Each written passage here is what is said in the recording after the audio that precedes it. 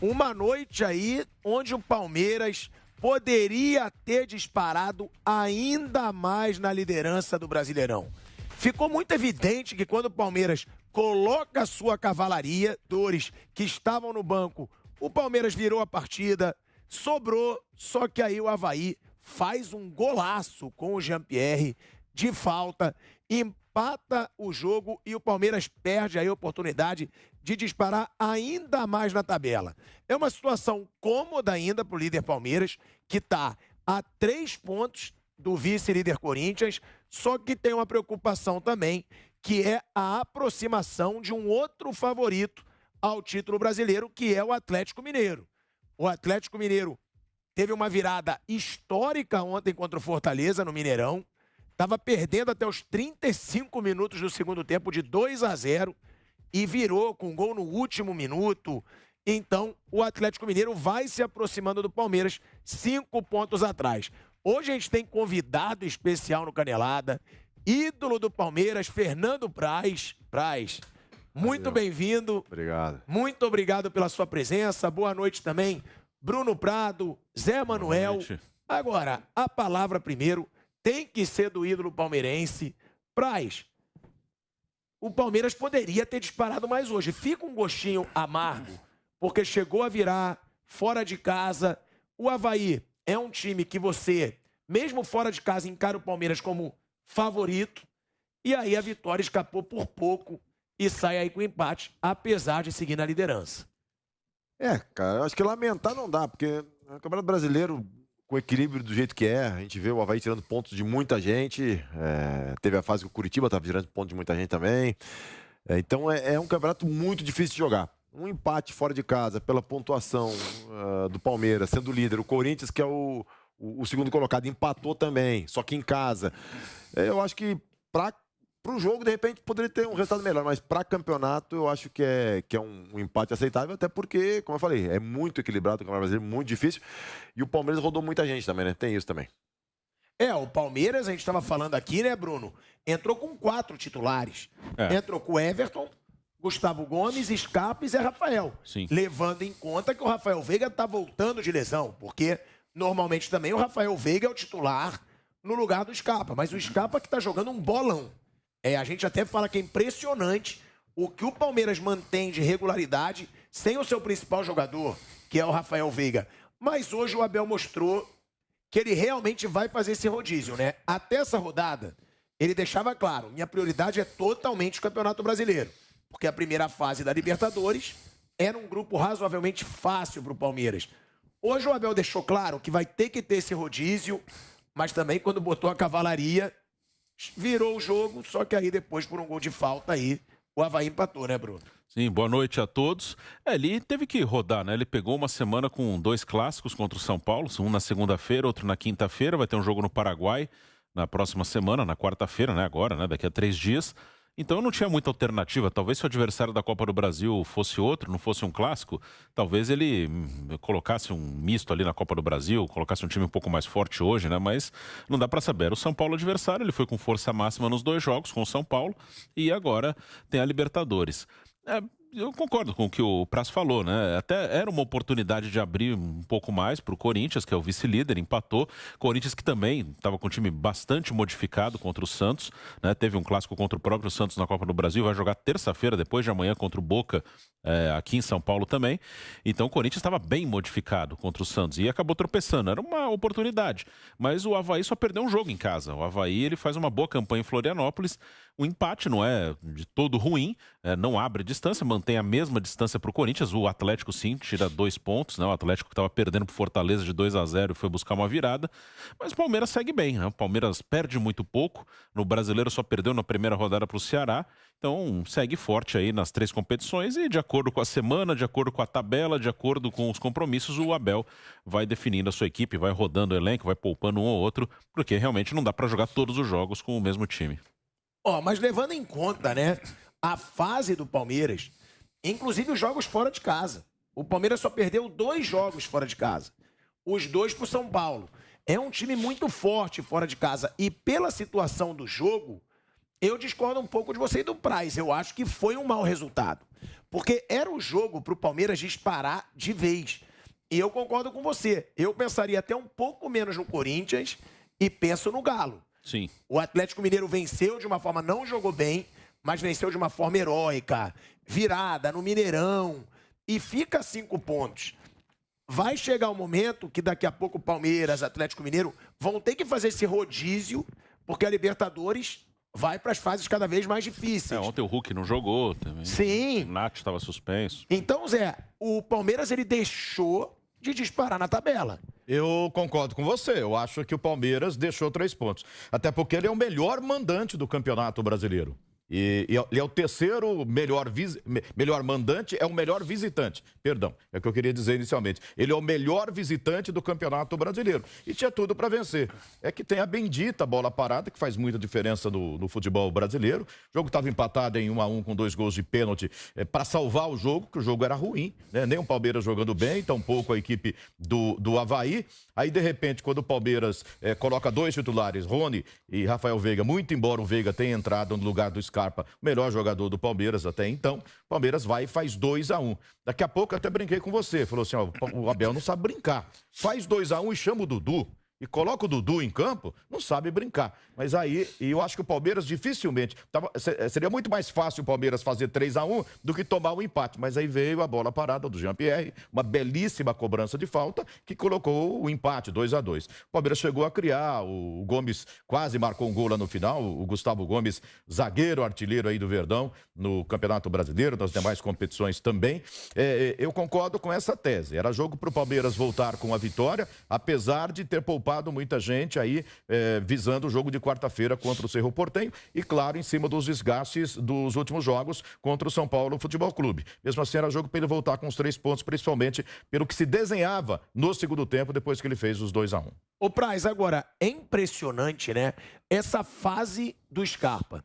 Porque o Scarpa, sempre quando um time perde o seu principal destaque, supõe Atlético Mineiro, perde o Hulk, Flamengo, perde o Arrascaeta, o Corinthians perde do Queiroz, perde o próprio William. Você fala, vai cair de rendimento. E cai. E cai. E quando o Veiga sentiu, a torcida do Palmeiras ficou tensa. Falou, pô, é o principal jogador da temporada, é o cara que tem chamado mais a responsabilidade. Aí o Veiga fica quantos jogos, Bruno? Já faz tempo. Ele Foram 5 jogos. 20 dias. Ele teve Covid, voltou, machucou. No primeiro jogo que voltou. O Veiga desfalcou o time do Palmeiras por pelo menos uns 6 jogos. Sim, com certeza. E aí o Gustavo Scarpa assume a titularidade e é impressionante como ele tá jogando, né, Praz? É importante você ter um cara que não sinta a responsabilidade e que esteja no banco para situações como essa. E o que falar do elenco desse Palmeiras, Praz? É assim, mais do que isso, do que ter um cara que... Porque o Scarpa, ele tava jogando, daí depois saiu, entrou o Veron, né? Mas ele era um 12º jogador. Ele já estava jogando bem. Ou às vezes o Veron era o 12º jogador, né? Ele ajeitou uma época no time com o Scarpa e com o Veiga. Mas assim, eu passo tudo porque a gente falou, citou o exemplo do Hulk, do Corinthians, o próprio Flamengo. Cara, não é o acaso. Isso faz parte de um bom trabalho da comissão técnica e do clube, da gestão. Por quê? A gestão conseguiu... Há quanto tempo o Scarpa está no Palmeiras? Há quanto tempo o Veiga está no Palmeiras? O Dudu está no Palmeiras? O Wesley está no Palmeiras? Então, quando tu precisa da resposta desses caras, tu sabe o momento de colocar, o momento de tirar, tu sabe o que eles vão te retornar se tu botar em determinada posição. É por causa da continuidade. E agora, essa semana, parece que o Palmeiras disse que não vai vender o Scarpa, porque está em fim de contrato e pode sair de graça, né? Porque prefere o retorno desportivo. E isso é planejamento. Porque tu sabe que tu precisa de um cara para, às vezes, jogar com o Veiga ou, às vezes, substituir o Veiga. E se tu não tiver esse cara, teu time vai cair, como acontece com outras equipes. Então, a manutenção é importante. E o fator financeiro é importante também. Só que se tu perder o Scarpa, tu vai gastar quanto para trazer outro? Né? E ainda correndo o risco desse cara demorar para se adaptar, como o Scarpa demorou e como o próprio Veiga demorou. Então, isso é gestão. É gestão e continuidade de trabalho também, né? Do treinador. E é impressionante bola parada do Scarpa, né? Ele bate muito bem, não. Como esse cara é eficiente na batida de bola, né? Quando trabalhava no Palmeiras, ele, o Veiga e o Johan, era impressionante a precisão da batida deles. Muita qualidade.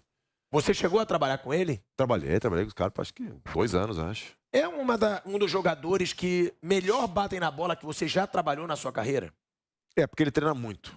Depois do jogo, depois do treino, acabou o treino, ele pega a bola, fica tirando de lado, batendo, pedindo pra alguém lançar e bater. Treina muito. Ele, o Veiga, o Johan, sempre os que ficavam treinando depois do treino, treinavam muito. E a repetição, e aí o cara fala, tem o dom.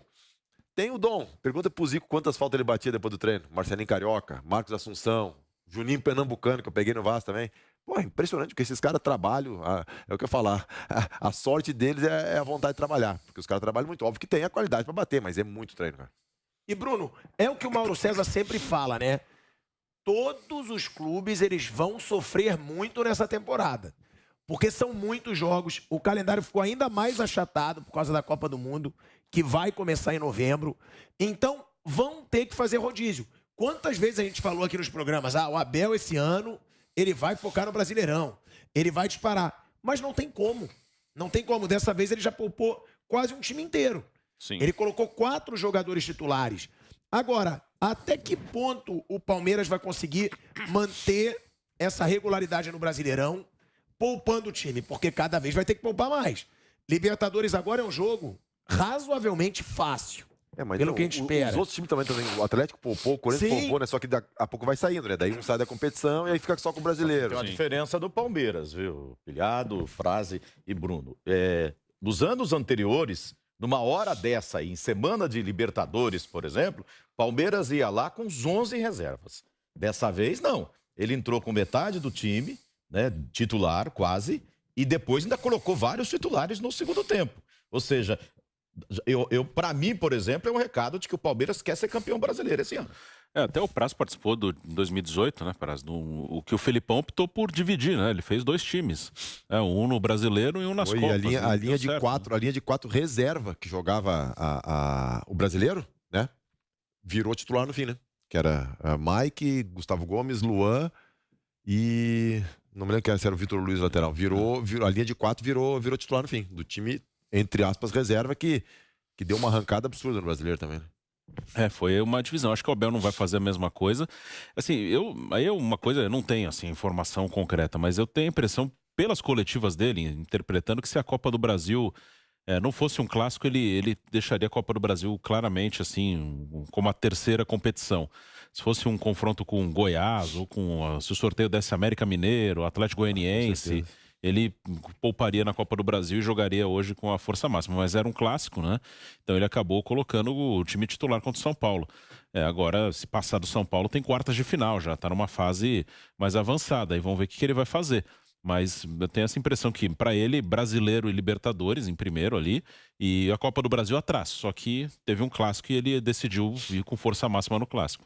Agora, Praz, o Abel Ferreira tá muito claro, até o Rony falou isso pro Vampeta, quando eles se encontraram no evento, que esse ano a grande prioridade é o brasileiro, que é o título que ele não tem.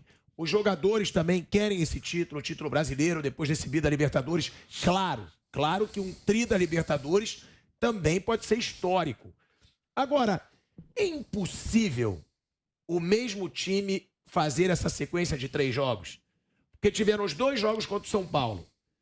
Seria impossível o Palmeiras usar o time titular agora e de novo o time titular contra o Cerro Porteño nesse primeiro jogo? Na verdade, seriam 4 jogos. Assim, esses 4 jogos esporadicamente não. Mas o problema é que isso vai se repetir direto. Então, esses 4 jogos, aí termina, daí tu tira o último jogo, bota o jogo depois do Cerro, é outro. Mais uma sequência dos 4 jogos. Cara, não tem como. O desgaste, os caras falam, às vezes eu vejo gente falando assim, mas os caras descansam no hotel 5 estrelas, os caras se alimentam, os caras vão em voo privado. Beleza. Não que tu não consiga chegar descansado do jogo de domingo pra quarta. Tu chega descansado. Só que tu faz isso um jogo, aí faz outro, aí tu começa a destreinar. Aí tu chega descansado, mas destreinado. Então não tem como. Se tu descansa, tu não treina. Se tu treina, tu não descansa. Não tem como levar isso. Num curto espaço, sim. Em microciclos, tem. Mas num período mais longo, assim, é impossível. É impossível. Você paga o preço lá na frente. Ou lesão, ou queda de rendimento, alguma coisa acontece. Não tem como. Porque essa é uma pergunta até que eu faço, né? Vendo o jogo de hoje. Será que o jogo de hoje não seria até mais importante usar o time todo titular e não usar contra o Cerro? Que eu acho que o Cerro é um jogo que o Palmeiras ganha bem fora de casa com um time misto. Pois é, mas brasileiros são 38 rodadas, né? 3 pontos com um jogo que tu perde, tu pode riscar lá. Tu pode, porque se pegar um Campeonato Brasileiro, tu perde o quê? 5, 6 jogos no máximo. tem jogos para os trunfos, né? Os coringas. Na Libertadores, às vezes um dia ruim, cara, pode botar tudo para abaixo, né? Então é complicado. Eu acho que se tiver que arriscar, merece arriscar no Brasileiro. Até porque o Palmeiras também, assim, tudo bem, os jogadores Dudu, Veiga são alto nível, né? Mas o Palmeiras tem um grupo curto, mas de muita qualidade, cara. Quem tem o Wesley, às vezes, para ser a terceira opção, né? É o Verón, depois o Wesley, tem o próprio Scarpa, já ficou no banco, tem Menino, tem a Tuesta, tem Mike. Diz o Fabinho pedindo passagem no meio ali, diz que é muito bom o menino. O Giovani, que tá voltando agora de lesão, né? Então é um grupo curto, mas de muita qualidade. E tem mais um detalhe, né? Em cima disso. O Palmeiras jogou hoje sabendo que o segundo colocado empatou ontem. E olha o Atlético Mineiro, ok. O Atlético Mineiro hoje está 5 pontos atrás. Se o Palmeiras perde, a gente estaria a 4 pontos, né, de diferença lá atrás. Olha para o Flamengo, que seria o outro aí, candidato, que eu acho que saiu dessa briga aí, lá atrás, 10, 11 pontos, distância muito grande para o Palmeiras. Ou seja, é um momento também que dá para negociar um pouquinho, né? Ó, vamos poupar agora aqui, vamos segurar um pouquinho, que dá para a gente depois acelerar mais pra frente. E a gente também não sabe, assim, eu sempre falei, a gente não sabe como é o dia a dia lá, porque no meu tempo já se fazia um monte, agora deixa eu fazer mais. Tem termografia, tem exame de CK, tem um monte de análise que o departamento médico faz, o físico. E às vezes te dão indícios que tem que poupar. Não é porque eu quero poupar porque tem a sequência, porque o cara. Não é porque o cara acha que está cansado, é porque os números, os dados te levam a entender que pode ter uma situação de uma lesão iminente, né? Então, por isso que se poupa, né?